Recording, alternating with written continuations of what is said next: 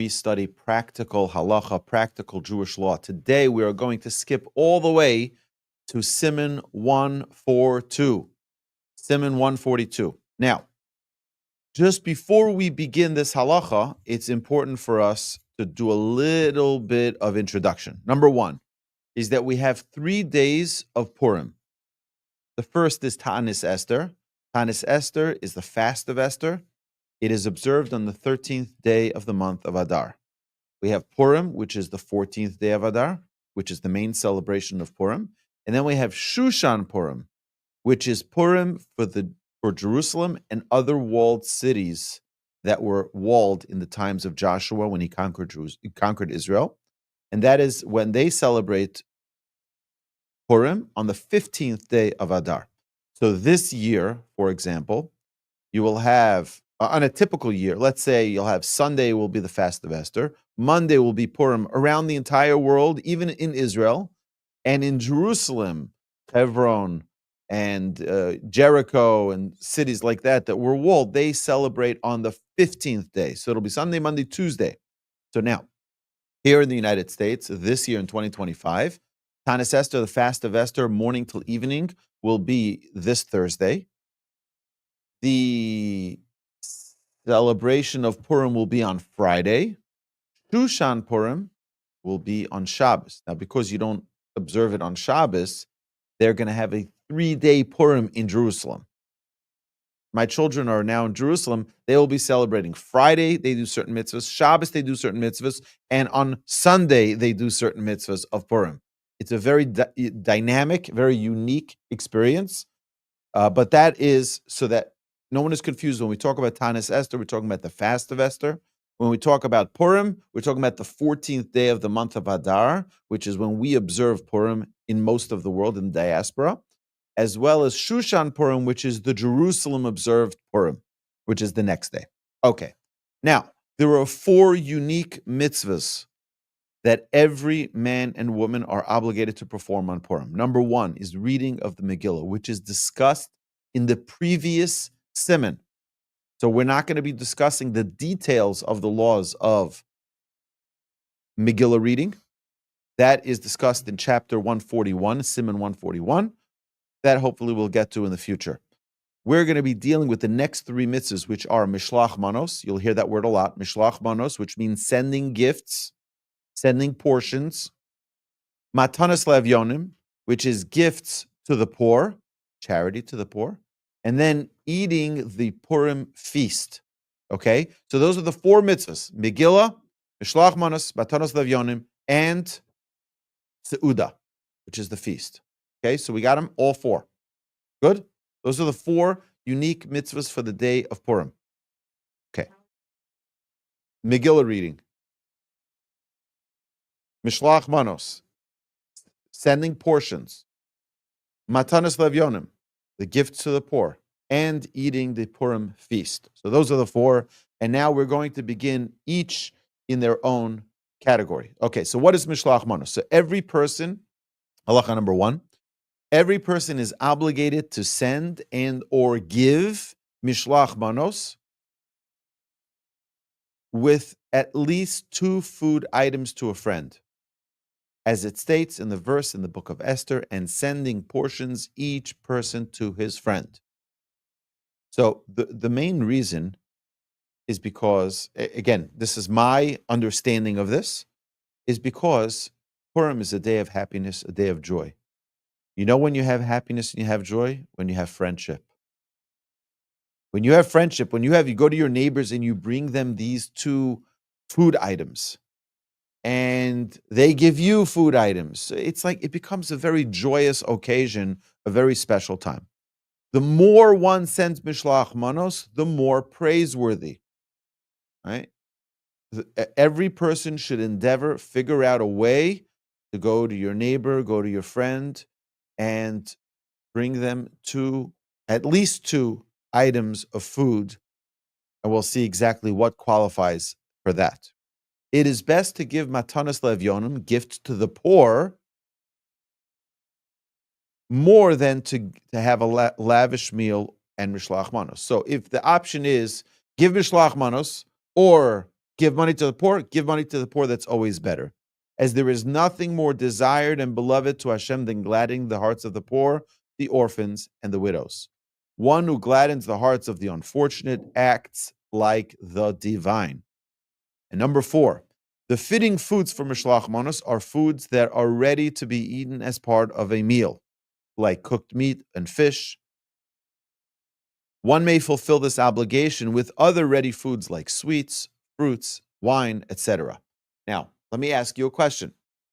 If you were to give a coffee pod, you know those pods,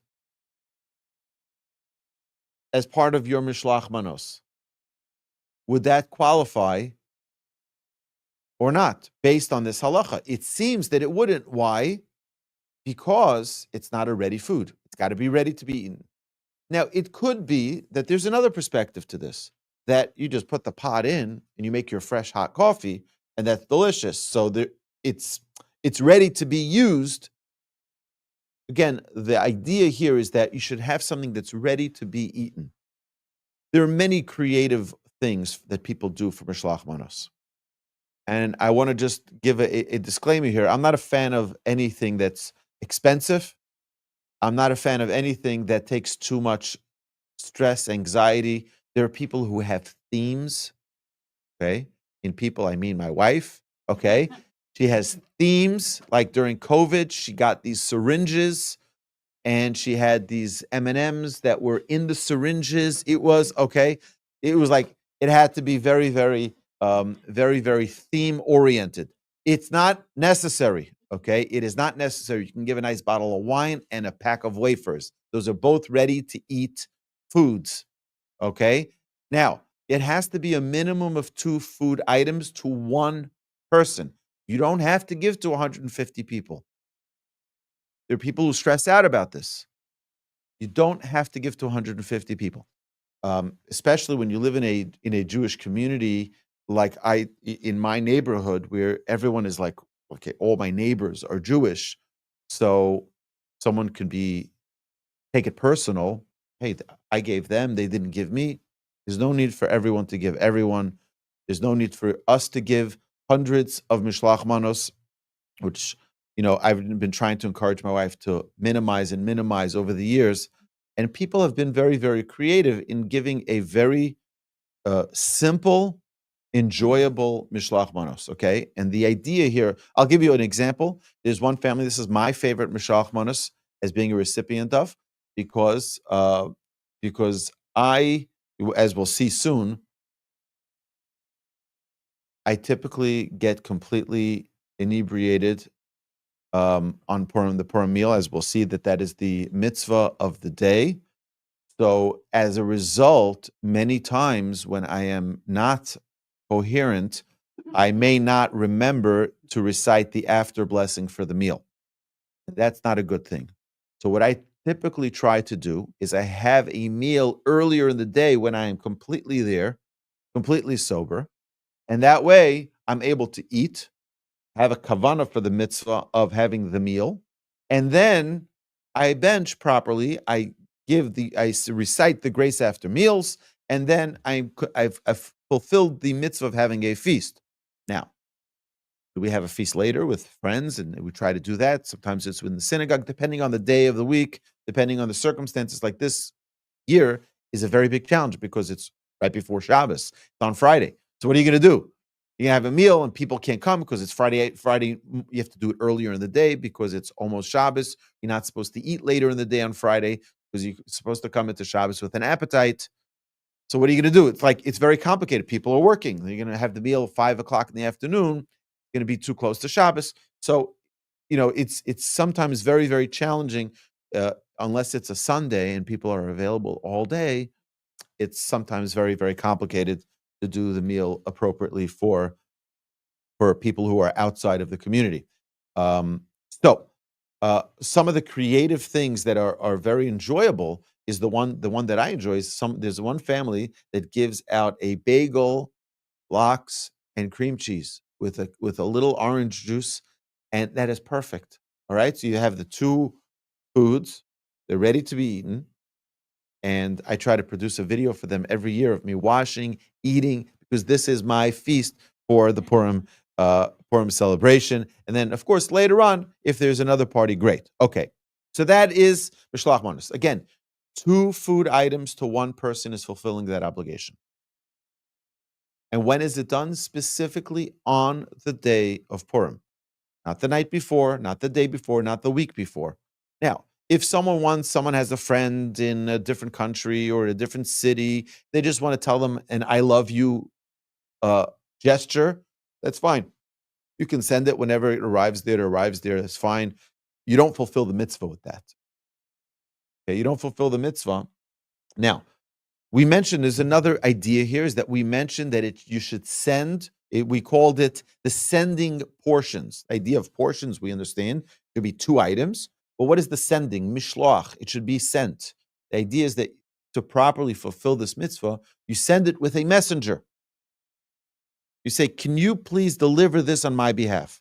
The idea is that you get more people involved in the observance of this mitzvah is part of the beauty of this. Okay.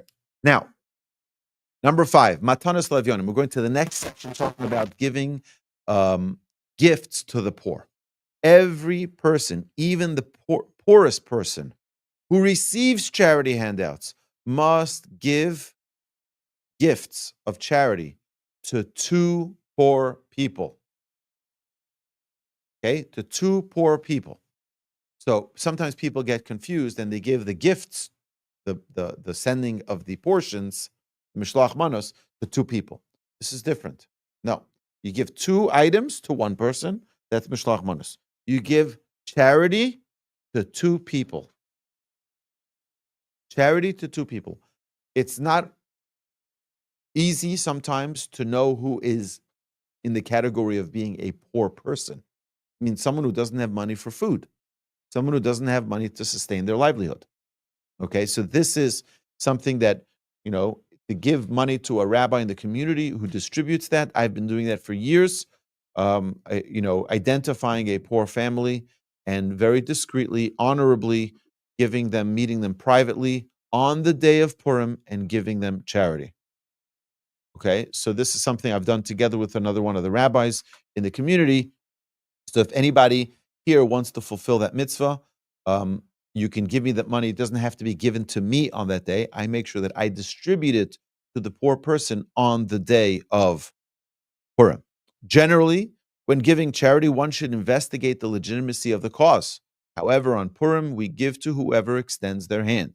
So Purim is probably the number 1 day for charity being given in the Torah observant community, because anybody who asks, you don't start doing a whole investigation.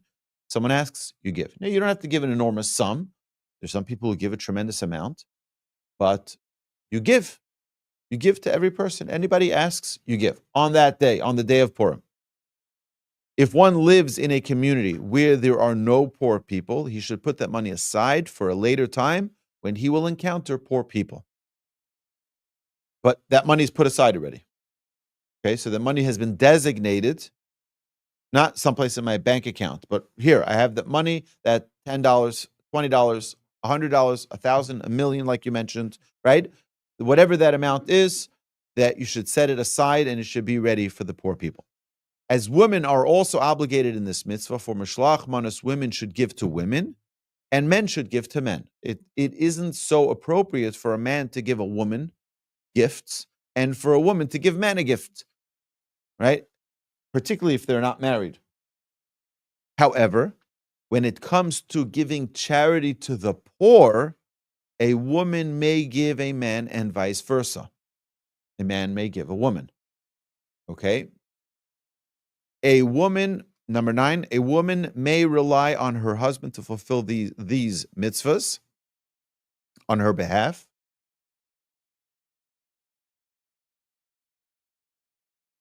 However, it is best for each person to fulfill these mitzvahs independently.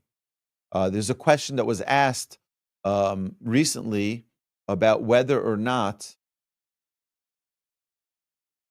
if there's a poor family, if you give the husband money and you give the wife money, do you fulfill the mitzvah by giving to 2 poor people? right? Do you fulfill that mitzvah? And in many cases, that may be the case. That yes, it typically it's one pool in most households, but still, because you're giving to two independently poor people, it doesn't go as like they're one poor unit, but rather each person is poor on their own. Okay. So again, there are many interesting questions that come up, and I look forward to our Ask Away segment. Ask Away number 5. Ask Away number 5. I'm really excited about that at the end of this segment. Okay, number 10, about the Purim feast. We are obligated to eat, drink, and rejoice on Purim day. This is the primary mitzvah of the Purim feast. Number 11, it is also proper to celebrate on the preceding night with a slightly larger than usual meal. So this year, that would be on a Thursday. On Thursday night, after the fast of Esther is concluded, you have a meal. It should be a little bit larger than normal, that meal, so as to show that it's a little bit more of a celebratory time. When Purim falls on Saturday night, Sunday, it is proper to have a slightly smaller third meal on Shabbos to leave room for the Saturday night Purim meal. Now, again, the main meal is on the day of Purim, not the night before. But it's a custom to have a little something special the night before. As with all festive and holiday meals, at the Purim meal, it is proper to light candles. Anytime we have a festive occasion, we light candles. On Purim, it's no different. Purim, one should light candles, and they should be there so that it adds to the festive effect of the celebration. Number 14, the fulfillment of Mishlach Manos and Matanas Levyonim, that is, sending portions and gifts to the poor, should also be performed by day. The primary time for this mitzvah is by day, not the night before.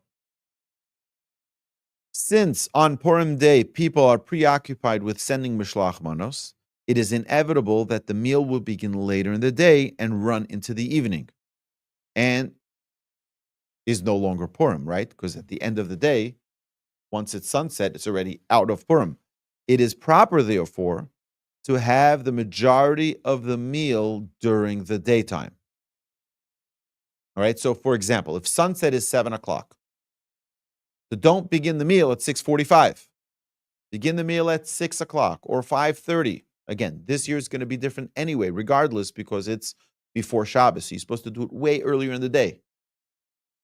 So, still, it is recommended to make sure that you have the majority of the meal during the day and not run into the following night.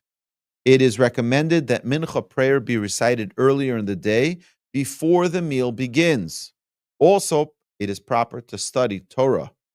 See that?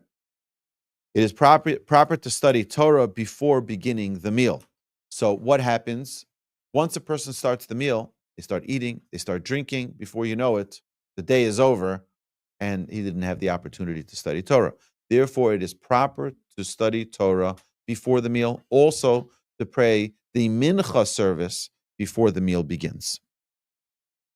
When Purim falls out on Friday, like it does this year, it is proper to have the meal earlier in the day due to the honor of Shabbos. Number 18, some have the custom to eat types of seeds on Purim to commemorate the seeds that Daniel and his colleagues ate in Babylonia, in commemoration of the seeds that Esther ate while she was in the care of Haggai, the custodian of the maidens. So, poppy seeds, things like that. Doesn't have to be a whole meal of seeds, but just to commemorate and to fulfill that custom is a special thing.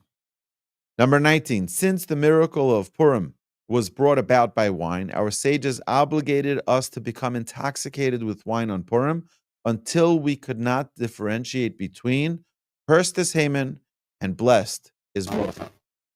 Number 20, there's not much to talk about this for sure. No one has any questions because everybody knows what that means to be intoxicated. Now, this is a once a year obligation. Once a year. To those of you out there, who may take advantage of this and say, well, if it's a mitzvah, then it should probably be done every day. No, okay? It should not be done every day. Okay, this is a once a year mitzvah. This should be performed on Purim, not every Friday night and not every Shabbos day. It probably is not appropriate to be drunk other times of the year. This is a special time to be drunk because we are thanking Hashem with joy. Now, I want to tell you that there's a difference between being drunk and being drunk. There's people who are drunk. First, as you should know, the Talmud says that nichnas yain yotza sod. When wine goes in, the secrets come out. So just be careful. That's number one. Number two is that you see the real person on Purim. You see the real person. You see exactly who's inside. So that could be very frightening for some people. That could be very frightening because some people can have an edge on them when they're drunk that's not pleasant.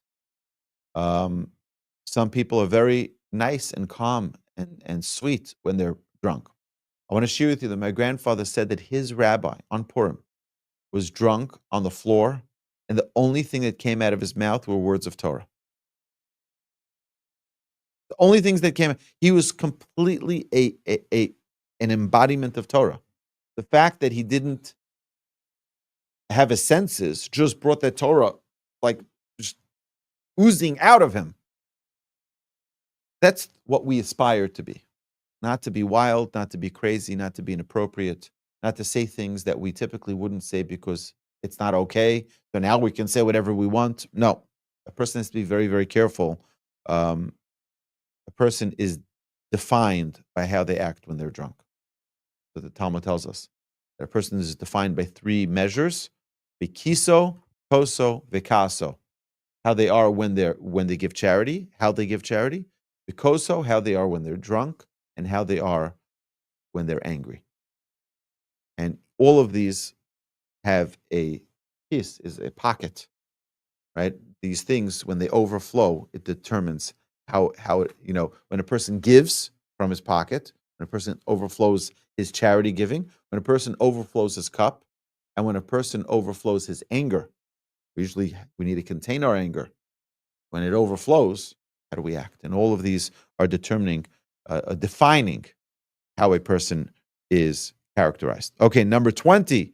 Even one who does not drink to that extent should at least drink a little bit more than the usual amount to celebrate the great miracle. Some have a custom to sleep on Purim day, as this would fulfill the requirement as well. What's the requirement? To not know the difference between blessed is Mordechai and cursed is Haman. That you won't either know when you're sleeping. So some people have the custom to take a little nap. If one knows that by getting drunk, he will be lax in any mitzvah, blessing, or prayer,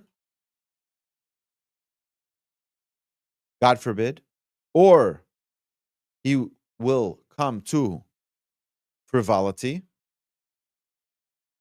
it is preferred for such a person not to become intoxicated. Okay, so if you know that by getting drunk, we're going to turning to side 2 now. If you know that by getting drunk, inappropriateness will come to the surface, it's best not to get drunk. Okay? There's no mitzvah. Okay, I'll just tell you, my grandfather did not like drunk people. He did not like drunk people. And I remember I have a picture of me giving my grandfather a kiss when I was drunk. He didn't like it much. Okay? So I'll just tell you that.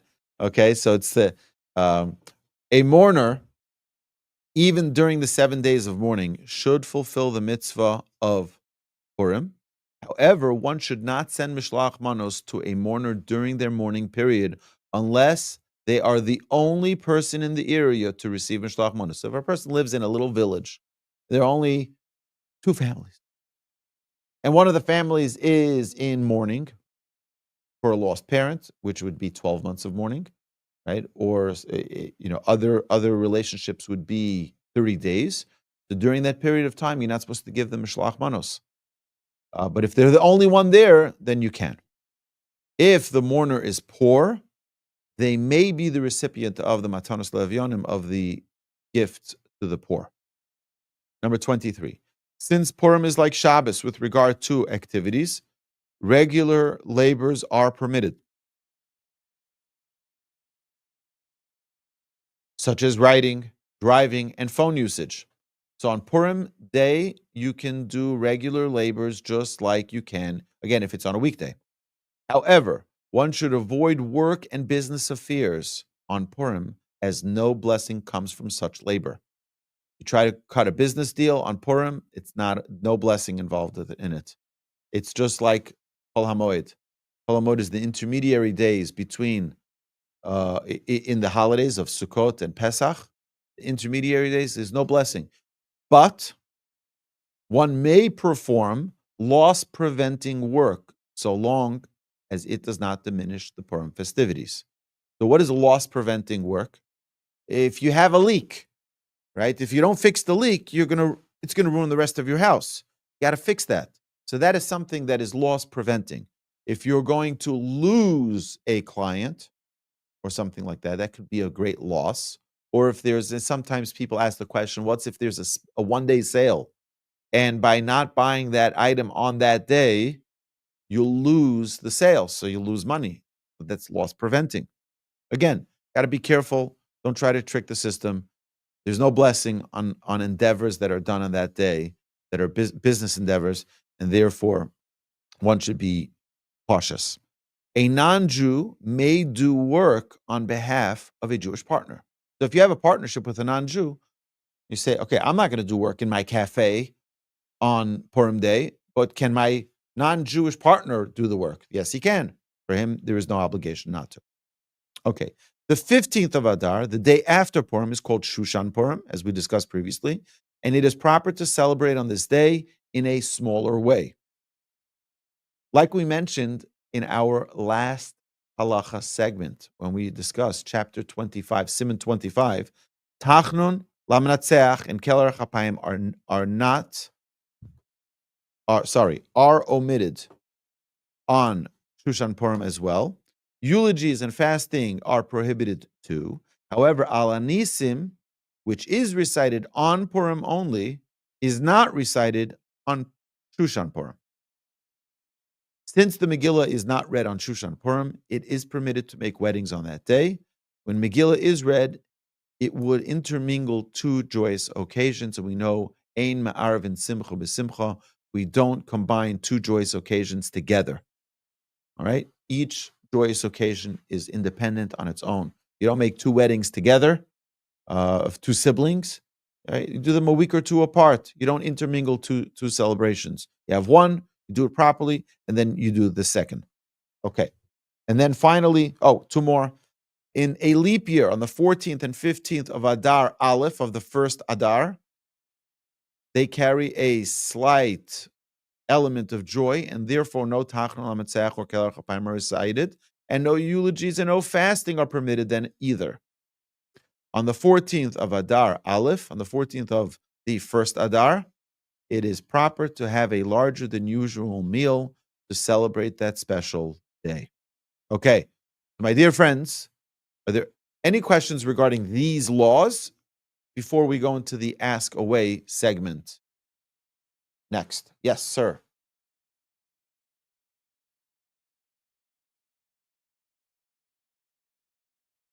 Correct.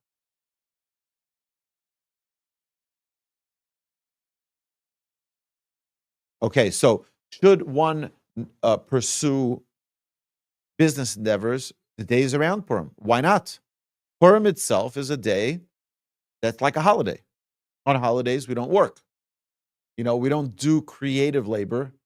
We do, again, we could do our regular driving a car and using our phone, turning on lights and turning them off on Purim, so long as it's not Shabbos. But business we don't do on that day. Surrounding days, it shouldn't be a problem. On the contrary, in the month of Adar, it's a time of great blessing for the Jewish people.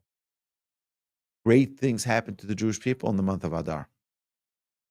A time of unbelievable blessing, and the person should, in fact, it says that if a person has a court case with a non-Jew, schedule it for the month of Adar, because the Jews have good luck in this month. If it's in the month of Av, change the date, because that's the time the Jewish people have terrible luck. during those days. Adar is a time of great fortune. Yes.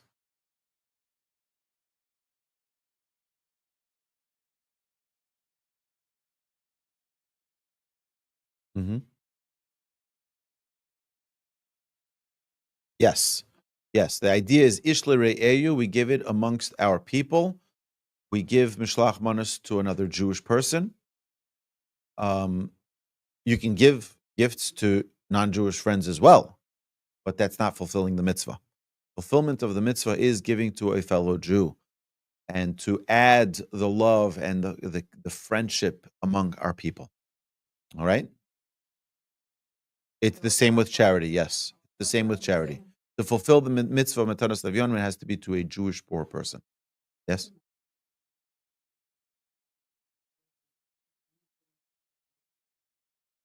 No, it's the entire city of Jerusalem celebrates Shushan Purim. In fact, my son,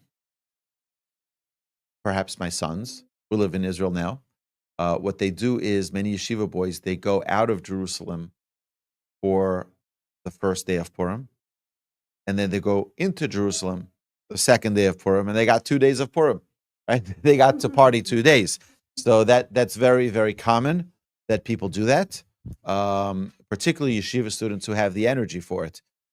But it's legitimate again, but you have to make sure that you don't start your day outside of Jerusalem because then that can be problematic.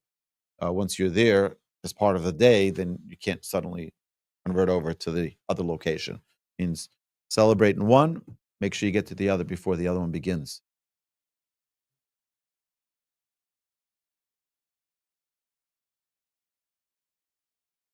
Well, in Jerusalem there was a walled city. In Jericho was a walled city. I believe Hebron was a walled city. So those cities that were walled at the time when Joshua conquered Israel falls into the category of walled cities, but not other places. So,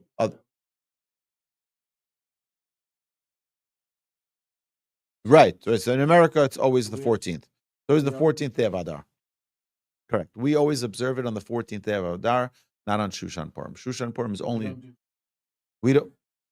There is some element of joy, but we don't observe Purim on Shushan Purim. Only on Purim itself. Outside in the diaspora, outside of Israel in general, it's always the 14th day of Adar that is celebrated for Purim.